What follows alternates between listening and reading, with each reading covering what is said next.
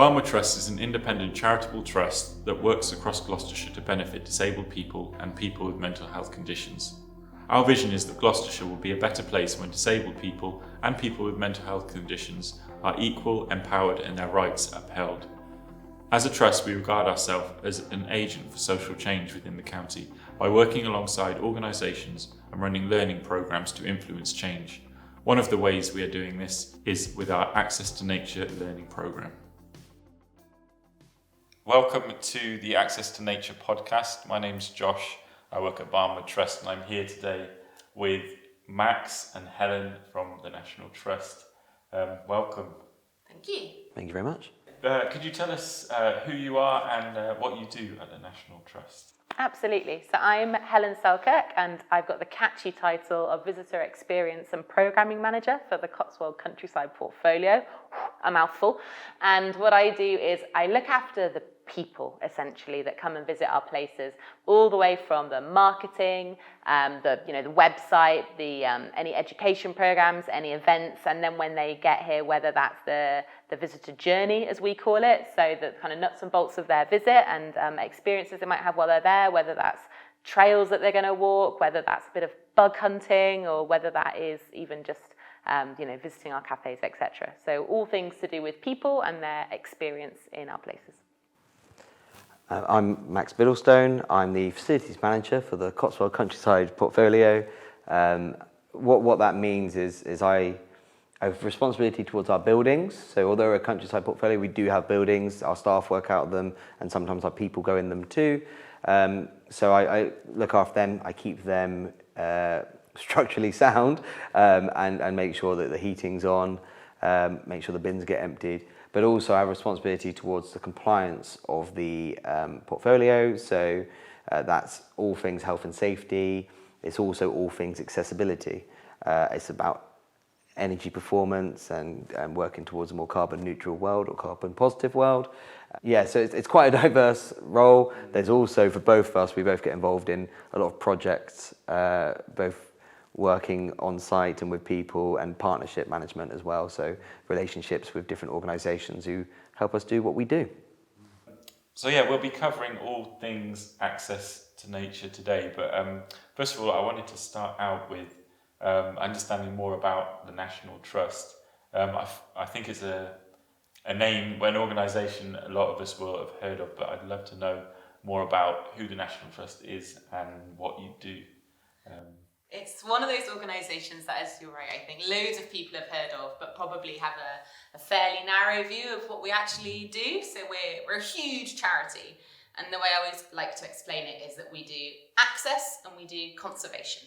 So we look after, we conserve loads of natural places, coastline, meadows, places that are enormous and really rich in wildlife, and then some smaller pockets of land. We also look after built heritage, so we've got castles and we've got stately homes. That's probably the thing that people know about us. But we've also got some more quirky places as well, like the back-to-backs in the middle of Birmingham, rock houses, lots of interesting little places. And our role is to conserve that nature and that heritage, but also to allow access into it. So to open it up for people to enjoy, for people to understand, and to give that benefit that we know, the great outdoors, and that our wonderful history and the beautiful things that we look after provides for people. Amazing. And you're a membership organisation? Visitors are members?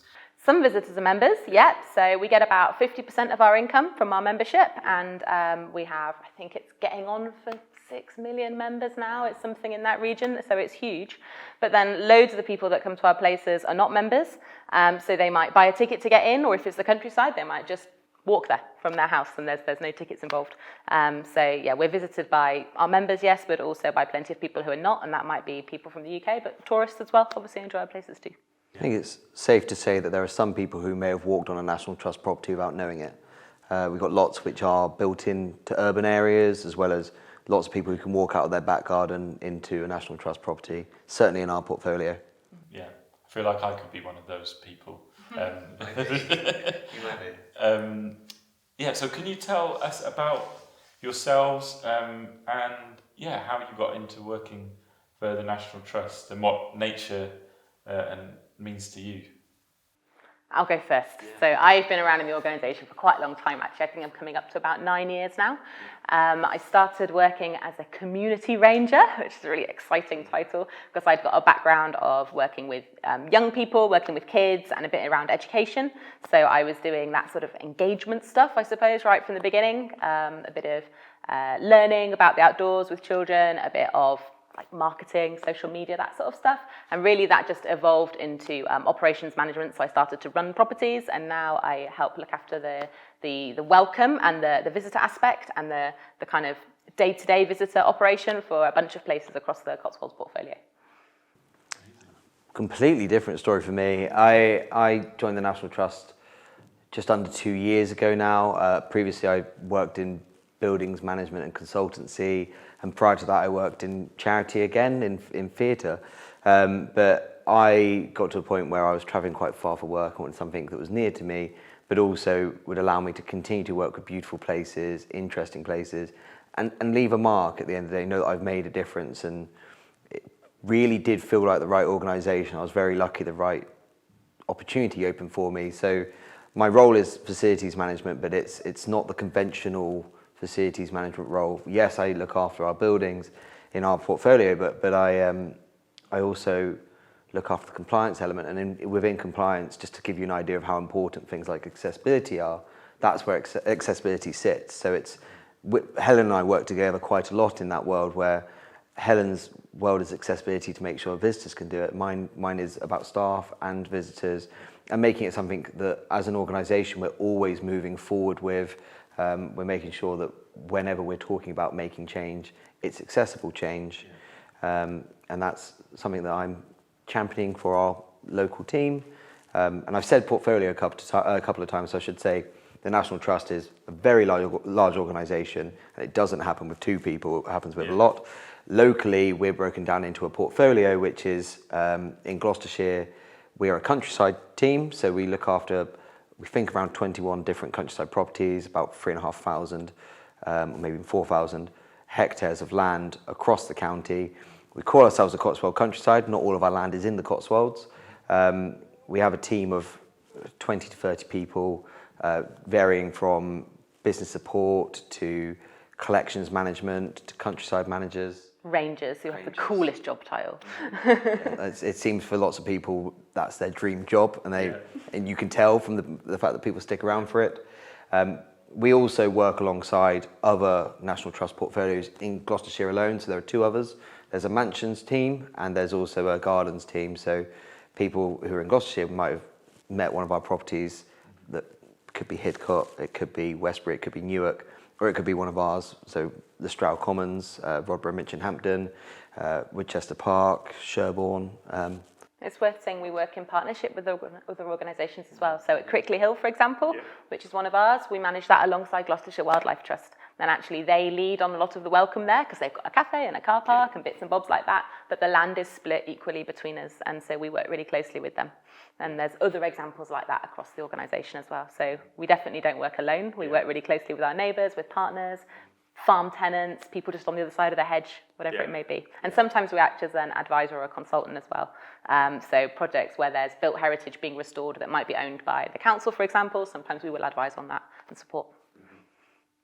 A lot. And you listing off some of those locations, it sounds like there's a lot of land in Gloucestershire that the National Trust owns and operates on. And is it right that National Trust own about 1% of the land in the UK? It is something like that. But a lot of it is tenanted out. So some of it we have in hand, and some of it actually, it might look like a farmer's field and is not as immediately apparent that it's NT owned.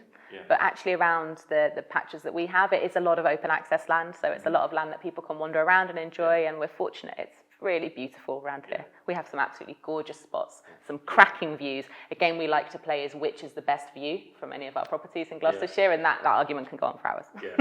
And our main job is we're a conservation charity. So what we're doing is we're looking after those places, we make them last forever, really. The idea of the National Trust is it's for everyone, forever. I think that's actually changed. It used to be forever for everyone, but it's now people first, so for everyone, forever. But it does mean we've got protected landscapes in there. We've got special areas of conservation, and what we need to do is we're balancing access and conservation every single day with what we do. It's one of the challenges, but it's also one of the ways we know what we're doing is keeping places beautiful, keeping them special. And improving them as well. So it's not about standing still. So even with nature conservation, it's about improving biodiversity, and it's about increasing the number of species. And the same with access as well. It's more people enjoying it in more different ways. It's not stagnant. We're always looking to make things better for more people and nature. Yeah.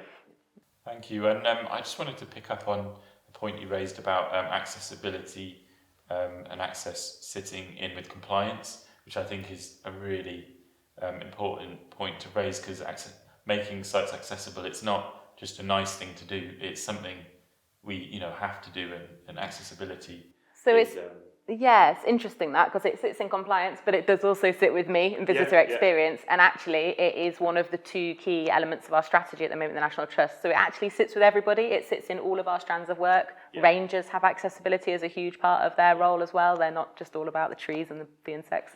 And it sits with compliance from a legal perspective. It sits with visitor experience from a, we want people to be able to fall in love with these places and connect with them. They can only do that if they can get there and they can make that meaningful connection. So it actually cuts across all of our strands of work. Absolutely. It's also supported with projects. So there's a degree of, you create accessibility, accessible parts of the experience, accessible places to work. But then, as Helen's already said, we're working to improve those things. So we've got projects all over the country and in our portfolio, quite big projects, which are about taking places which for a long time have not been accessible, whether they were private homes before, which are now more public, whether they are just the countryside, which by its very merit is not typically an accessible place to go. And it's about these projects which we've got, they're about creating access in a way that doesn't take anything away from the experience. It's not laying tarmac over fields, it's not flattening mountains, it's finding ways for people to be able to enjoy those things and have the same experience as other people are getting to have, and making those reasonable changes that we can do to give them those experiences. I'd add as well that I talked about one of our big strategic arms at the moment is about accessibility. We call it Everyone Welcome within the Trust, and that doesn't just apply to our places, that applies to our organisation too.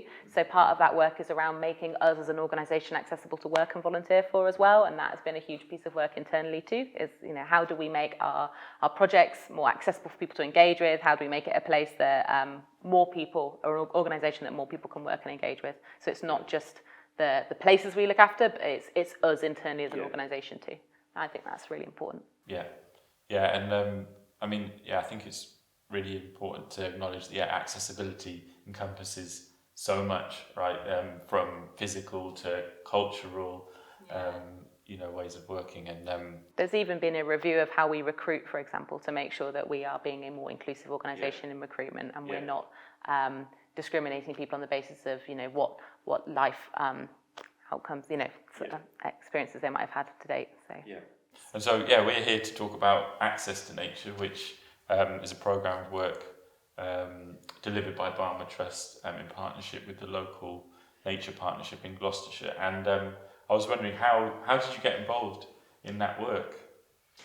To be honest, through our relationship with the local Nature Partnership, we met Barmer Trust, and through that, Barmer Trust invited us along to the first Access to Nature event, which was sometime in 2022, and that was a kind of bringing together of minds, people who could make change in their organisations, and it was aimed at people who all worked in the same sector, so working in countryside management and facilitation of activities, conservation, people who might be able to support that kind of world as well, people who work with youth groups, people who work in I think the public sector was there as well.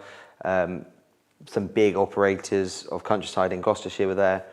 And the idea was to bring people together. There were talks from different experts by lived experience on how, what a day in the life of them looks like when they go into the countryside.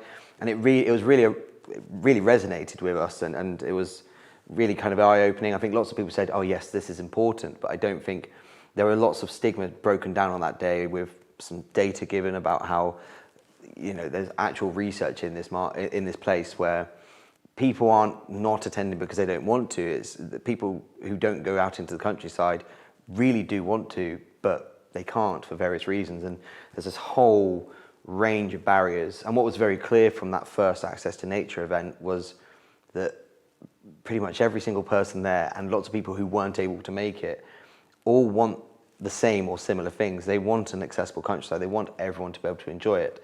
And from the back of that, Barnwood took feedback from people, and then they threw together a program, invited the right people into it. It's something that you had to pay a very small amount to be a part of, but it's to show that you're willing to make an investment. It's not just that, it's a time investment and a willingness to take on your learnings and then make some change.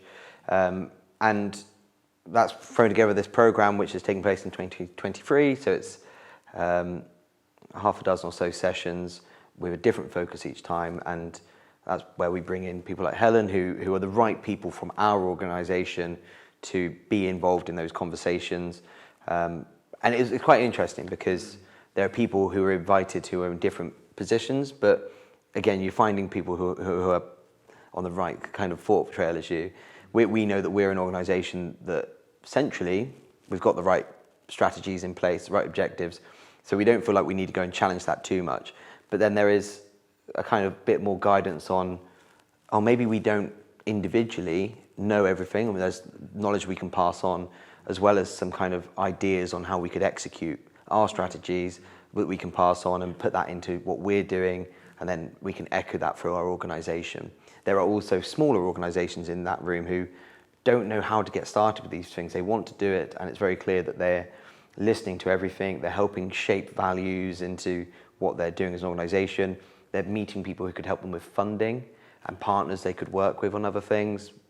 And so that's kind of how we've been brought in. And maybe being even inspired on cultural change within organisations that are, maybe not quite in the same place yet, or not prioritising this in the same way. As Max said, I think we're quite fortunate that it is a big priority in the Trust, but that still doesn't mean we know everything. That just means there's the willingness there, but there's not the detail, there's not the how to execute, and I think we're learning a lot of that through this.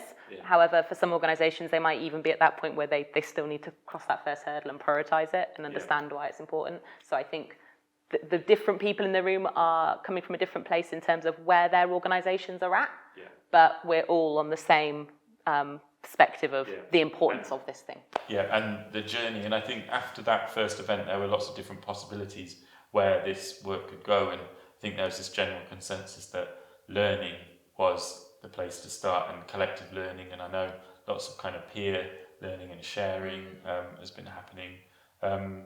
And I was wondering, how many sessions have happened so far? I think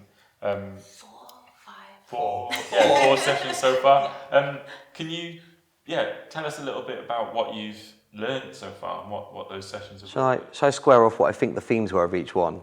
So we sort of opened with a first session. Lots of people who hadn't been to that initial meeting were there, so it was really about understanding what accessibility is.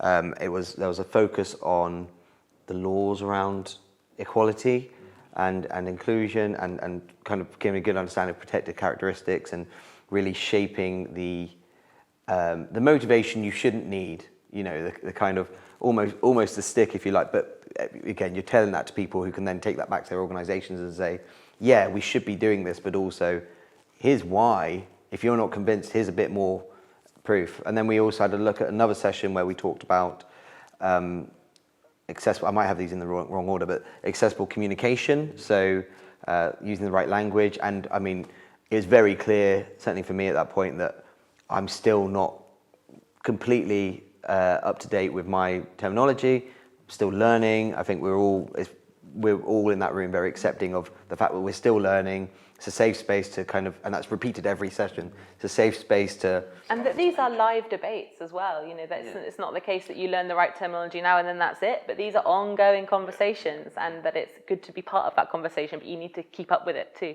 You don't go to one training session and then you know it all.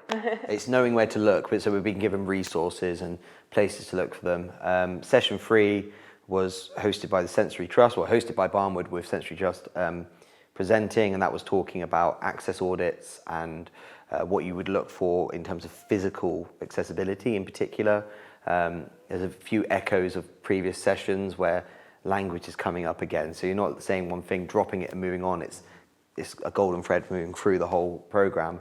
And then session 4 was looking at neurodivergence. And for that one, we went to another one of the sites, one of the partners in the room was a part of. So we went to Weston Butt Arboretum, which is a Forestry Commission site, and that was hosted there. It's a good opportunity to see real life accessibility in nature, because Barnwood's offices are fantastic, but they're a building in the middle of Cheltenham, whereas Weston Butt Arboretum is Cotswold countryside. It's a good opportunity to get out.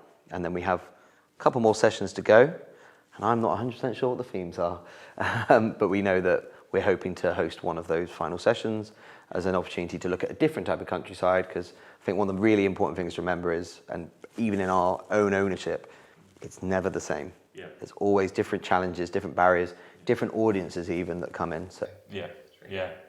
Thank you. And Helen, what have you, personally, what things have you kind of come away with after those 4 sessions? Are there any things that you've explored a little bit more, or... From a quite a personal level, I think a real humility, actually, meeting people who have these lived experiences and understanding the challenges that people have to go through just to potentially get to one of the beautiful places that I was gushing about earlier, and these fantastic views, and they're so accessible for me, they're so easy for me, and I feel so fortunate.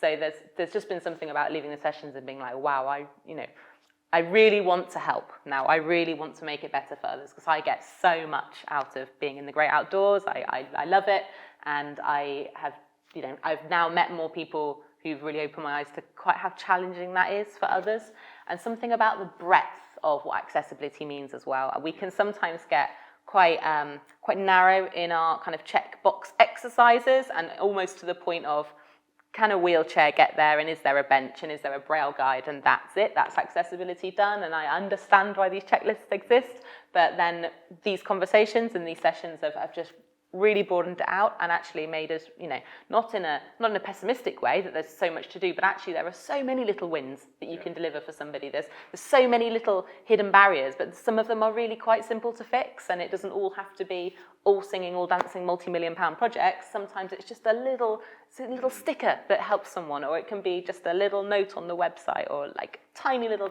details. So actually that's uplifting as well, because that makes me think there's lots we could do that doesn't have to be too hard, and it's inspiring us to want to do it. There was also an interesting session about kind of cultural change, and about the reflection, looking at your organisation, who you are as an organisation, and then who you are as an individual within that organisation, and that was a really useful conversation. We have done something along those lines in our portfolio actually relatively recently, but it was interesting to hear how it was deemed really valuable actually, particularly when you then want to make the shifts to prioritise things like accessibility.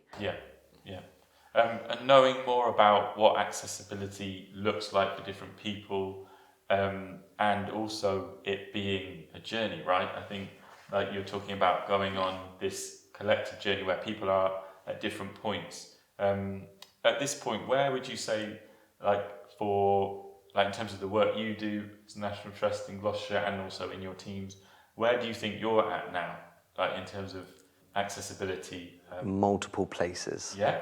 I would say definitely multiple places. We, off the back of the initial sessions we had, we immediately went out and said there are things we can do and could do and will do. We managed to quite easily actually find funding that would support it. There's both internal funding in our organisation, but there's also external places we got that. So we had a grant from the Cotswold National Landscape to help us look into access audits, and access audit for us was first step. We've done them internally, but these are access audits by people who are experts by lived experience. It makes a huge difference. Anyone can walk around and say, this path feels a bit steep, but when you're walking around with somebody who has to somehow get up that gradient, you realise it's actually quite long, and it's steeper than you realise. And one of them was such an eye-opener, wasn't it, when the gentleman couldn't actually get out of the car park, and it was before we'd even entered the countryside, that barrier was there at the car park, and it took us a long time to actually work out how to get past that first hurdle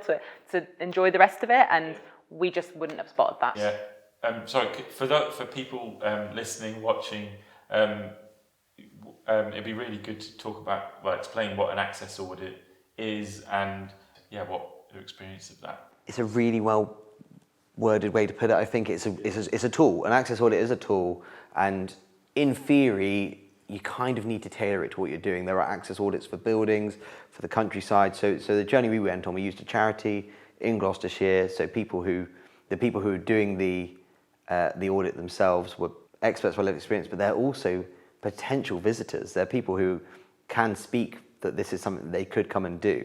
And it's a tool where you assess the barriers between people and your site, and it will look at it for if somebody didn't have a disability, in which case that's raising quite a few concerns, but also it will look at different levels of disability. It'll ask you about, do you have braille guides, audio guides, what are your gates like, do you have gates which someone in a wheelchair could use independently, or are you just assuming that every single person that comes to site in a wheelchair is completely dependent on somebody with them? They do this on site as well. They visit. This isn't a questionnaire. Yeah, this is, we got to have lovely walkouts with people. We got to talk to the people completing our audit. So the charity we used was Inclusion Gloucestershire.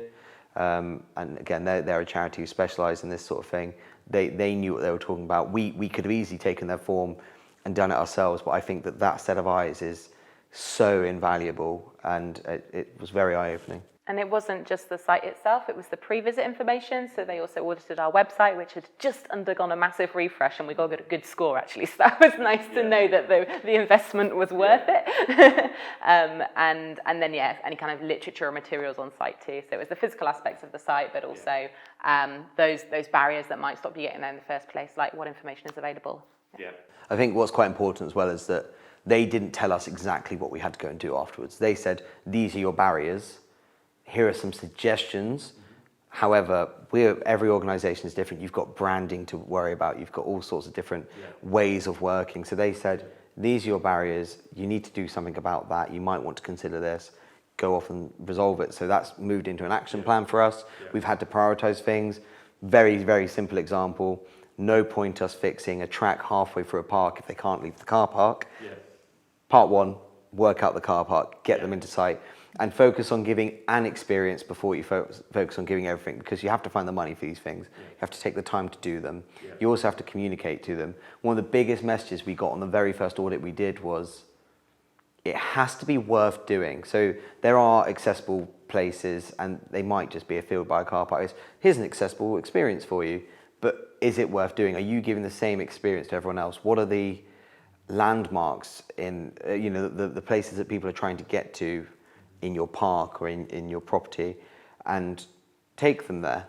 Are they able to do what everyone else is able to do? And if they're not, how do you help them overcome that? Do you give, if it isn't, you can't get to the top of Mount Snowdon, for example, can you give them something that will help them experience that, see it, hear it, feel it? Really, really eye-opening tools, and we did half a dozen last year. We've got more that we think we could do this year. We also have internal audits being done across our organisation. So what we are is we're ahead of the curve with that. And we'd like to say that we've taken a very personal approach to ours, as well as the nationwide strategy that people should start to expect of the National Trust. Yeah, amazing. And there's so much detail, isn't there, in accessibility? Like in these audits, it's so dependent on, where you're auditing, what you're auditing. You talked about digital access and access to clear information, to everything from that to like pathways, and so having that lived experience as well, and identifying the problems. I know you're going to be talking and learning about co-design and co-production, working alongside disabled people, people with mental health conditions, neurodivergent people in working together to figure out some of these barriers. And so I know there are some problems that can be, and barriers that can be solved and resolved within the organisation, but I think there's a process around it as well. So we've mentioned before, we've got some projects in place, but if you were building for any other reason a project, you would have a process you were going to follow that made sure that you stayed on track and you solved the problem correctly. And we see co-design as something that we can use as a way to build. You start at the very beginning. You don't throw in co-design on the last day of building whatever you're building, whether it's a new countryside site, whether it's a website, anything like that. You start at the beginning. You make sure that it's there throughout the entire process. You've designed a concept on co-design. Use the access audits at the start of the experience and you can use it as a benchmarking tool. If you're trying to say, we are here now, access audit number 1 will tell you that, and then you do an access audit after you've done the work, and that will tell you what you've changed and how far you've come. And you're speaking to people along the way through doing that, and co-design will help you bring in the right people for that. So we've got 2 very big projects in just the Cotswolds. So nationally, there's even more, and we've got one at Woodchester Park and one at Sherborne, and both of them are about giving people access into nature. So access to nature as a program to be a part of is so eye-opening for those projects, and both of them are developing a process that means that we're talking to people before we do anything else. There's no design has taken place, and we're taking the information we're learning through access to nature, we're taking the information we're learning through our partnerships with Barnwood and with other partners in the area to understand what that process needs to be. We're starting with talking to people, access audits to see where we are now, to benchmark where we should be taking things and what we need to improve, working out who wants to come and what they need. We're not trying to duplicate any efforts. We're looking to really identify how we're going to give access into nature. So both of these projects are about access and nature. So we're enhancing one, and we're enhancing both. We're enhancing both, yeah. So we're providing excellent nature, and we're providing excellent access. And I'm using that word because one of them's literally called Big Nature, Better Access, because it's so important that if you're going to improve one, you should be putting accessibility through it. And I think it was very important in the first session we had, there was a question of you should never be in a position where you're saying, oh, that wasn't accessible. Why is that not accessible? Oh, we just didn't think about it. You should always think about it. And if you're going to have any rationale for not having something accessible, it needs to be pretty good, actually. Some things are expensive, and you might have walls you can't tear down, but you need to have an answer for it still, and creative ways around it. And I think this whole process is helping us develop both of those programs, and we're hoping that we build something locally that will then ripple through the nation for our organisation. We can pass it to our other partners as well and say, this really, really worked for us. You should give it a go too. And we are getting that profile already as well. I think what's exciting about co-design for me is that you're taking it right back to the beginning and saying that actually you don't even necessarily know what the thing you're trying to fix is yet. You're asking that of the wider room. So we're not, as the National Trust, going to, in a co-design brief and saying, help us solve this problem. We're saying, what is the problem? Like, tell us what the issue is with your knowledge and your connections and your networks and your communities, and then let's together build a solution for that to get more people into nature. So I think with co-design, you have to be humble, and you have to be really open-minded, and you have to not assume what the thing is you're trying to fix, never mind how to do it. But actually, it's putting cards on the table and going, we don't know. So come and help us and be our expertise, and then give us that information and work with us, and let's build it together. And you end up with a much better thing out of the end of it, because you don't even know what the thing you're trying to create is at the moment. So that's the exciting part for me, is I don't know what the finished product looks like because I don't know what the problem is yet. We need to find out. Thank you for watching or listening to part 1 of our podcast. If you would like to find out more about Access to Nature and the organisations involved in the learning programme, please visit the Barnwood Trust website at barnwoodtrust.org.